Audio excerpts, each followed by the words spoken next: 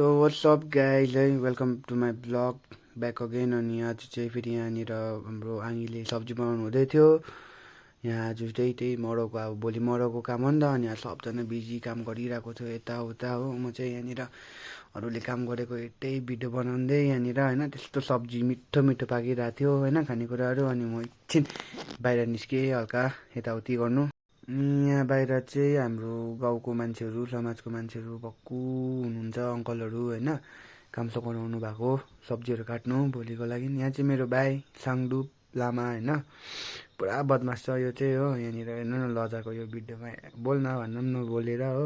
म चाहिँ अल्छी लागेर यहाँ सान्डुपसित बसिरहेको थिएँ। भाइले चाहिँ फोन चलाएकै बिहानदेखि नै। अनि यहाँ हेर्नुहोस् न तपाईँले हेर्नु सक्नुहुन्छ फोन पुरै हेरेर भिडियो मात्रै हेर्छ। यहाँ चाहिँ मेरो भानिज मिसाम है मेरो दिदीको छोरा हो मेरो भान्जा बाबु भान्जा केटो। यहाँ चाहिँ आन्टीले सेलरोटीको लागि रेडी गर्नु हुँदै थियो।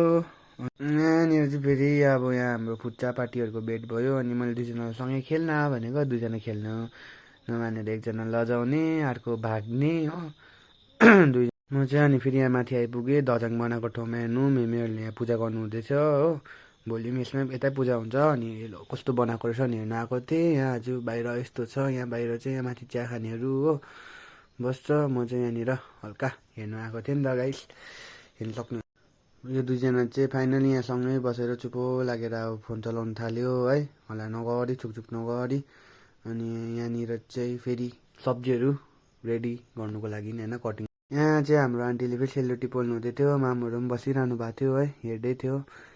यहाँनिर सेलरोटी दामी दामी पोल्दैछ मिठो मिठो हो। अनि म चाहिँ अल्छी लागेर फेरि एकछिन माथि निस्केँ पर दोकानसम्म हल्लिँदै गएँ होइन गाइस अल्छी लागेर। यहाँ चाहिँ हल्का हिँडिरहेको अब हल्का बेसी नै काम गऱ्यो भनेर चाहिँ एकछिन बाहिर निस्केको नि त गाइस। यहाँ देख्नु सक्नुहुन्छ तपाईँले यो चाहिँ कालिम्पोङको इस्टम्यान रोड भन्ने ठाउँ है गाइस।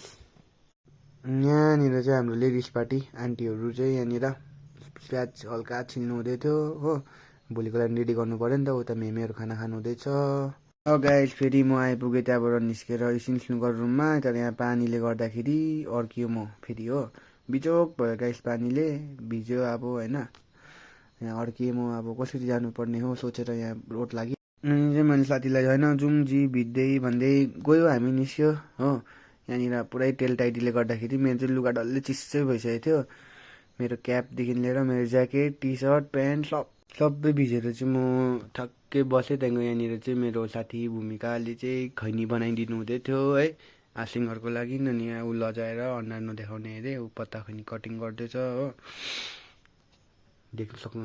ल गाइज अब चाहिँ घर फर्केको है म अब गुड नाइट भोलि भेटौँ नेक्स्ट ब्लगमा टेक केयर।